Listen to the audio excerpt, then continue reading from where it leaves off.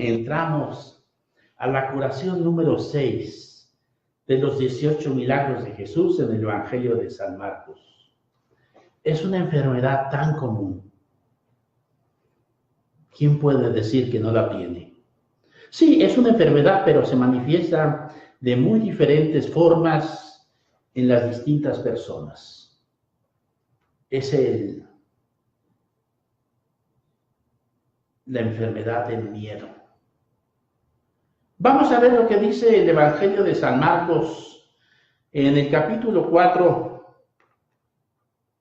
versículo 35 y siguientes.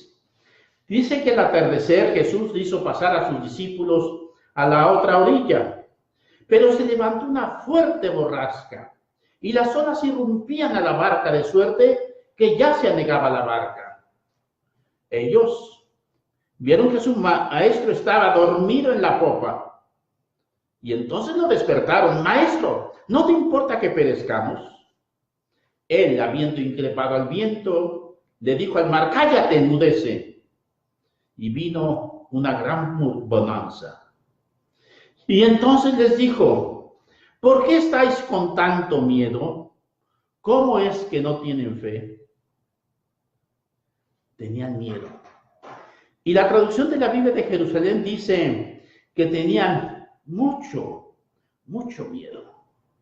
Miedo a perecer, miedo a naufragar. Y están allí con el maestro, pero el maestro dice que está dormido en la popa. Yo no creo mucho esto. ¿Cómo puede estar dormido si las olas chocan contra la barca? Si sube y baja la barca por las olas. Yo no creo que se pueda dormir así en una dificultad. A mí se me hace que Jesús se hacía y traía su plan debajo de la manga. Y por eso se hace el dormido. Y es que también pasa eso. A veces en nuestra vida, Jesús se hace el dormido. A veces tenemos que despertarlo. A veces tenemos que hacer algo porque la borrasca es muy grande, porque los vientos son muy grandes enemigos. Hay que hacer algo. Y entonces Jesús, con su palabra, calla el viento, enmudece, le dice al mar, y viene inmediatamente una gran bonanza. Y después, y subrayo esto, y después va a hablar a sus discípulos y los va a reprender. ¿Por qué tienen tanto miedo, hombres de poca fe? ¿Qué no tienen fe? Pero lo interesante es que no regaña primero y luego calma el mar, el viento, no. Primero calma la tempestad. Y una vez que ha calmado la tempestad, les dice: aquí estoy yo. ¿Que no se han dado cuenta que aquí estoy yo? ¿Por qué tienen tanto miedo? Ay, el miedo es a veces tan incontrolable. Llega de manera sorpresiva. Y no es fácil liberarnos del miedo. Dicen los psicólogos que hay 7 miedos, los más importantes. Primero es el miedo al futuro. ¿Qué será después? ¿Qué viene después? Otro es el miedo al fracaso, a perder la imagen, a hacer el ridículo. Y hay gentes que se apanican ante esta situación. El tercer miedo es el miedo a la soledad, a ser abandonado, a ser olvidado, a no ser tomado en cuenta. El cuarto miedo es el miedo al dolor y al sufrimiento, que puede ser un dolor físico, que puede ser un dolor espiritual, que puede ser un dolor mental también. Miedo a la enfermedad. Pero también después tenemos, quinto, el miedo a la muerte. Y que no es solo miedo a morir, sino, ¿y qué hay después? ¿Y si no hay nada? ¿Voy a caer en un vacío existencial? El miedo a la muerte.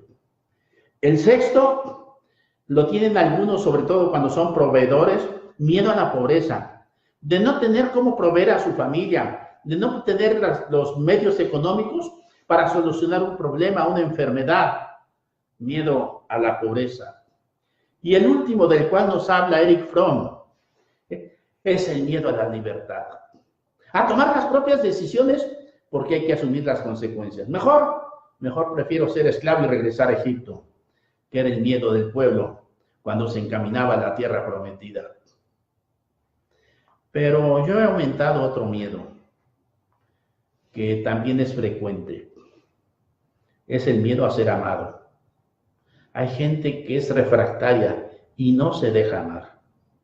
No quiere ser amada, no quiere ser tomada en cuenta, no quiere ser reconocida, abrazada.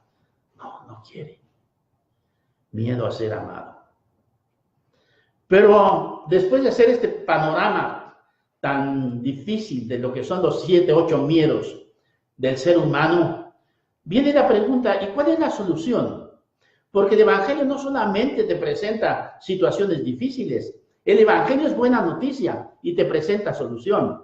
Y aquí mismo está la primera. Dice, ¿por qué tienen tanto miedo hombres de poca fe? ¿Qué no tienen fe? El antídoto contra el miedo se llama la fe. La fe de que alguien está conmigo.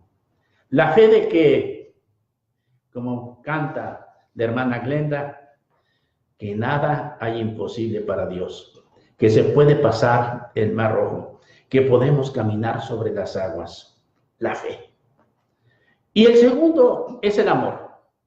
El segundo medicamento para sanar del miedo es el amor, pero atención, no es que yo ame. Si yo amo, el amor expulsa el temor. No, es el ser amado. Este es el antídoto, esta es la medicina, esta es la fuerza. Cuando yo me siento amado, tengo en mí una capacidad que nunca había descubierto y que puede salir adelante. Estos son los dos medicamentos. ¿Por qué? Porque no hay que luchar directamente contra el miedo. No le tengas miedo a la oscuridad, no hay nadie. Eso no soluciona nada. Yo a veces le he dicho a una persona, no le tengas miedo al avión. Y todo el tiempo que va volando, está sudando. ¿Por qué? Porque luchar contra el miedo es contradictorio. Sale peor. Se acrecienta más el miedo. El miedo entonces se ataca con fe y con amor. Estos son los antídotos. Y Jesús, en esta ocasión, curó a sus discípulos del miedo. Y es capaz de curarnos a nosotros de cualquier tipo de estos 7, 8, 9 miedos que hemos enumerado en este momento. El miedo. Esa enfermedad que aparece de diferentes formas en las distintas personas debido a su propia experiencia personal que hayan tenido. Pero tenemos una buena noticia. Tenemos aquel que puede decirle al mar, calla, y a los vientos, enmudezcan. ¿Por qué? Porque yo estoy aquí. ¿Por qué tienes miedo? Amén.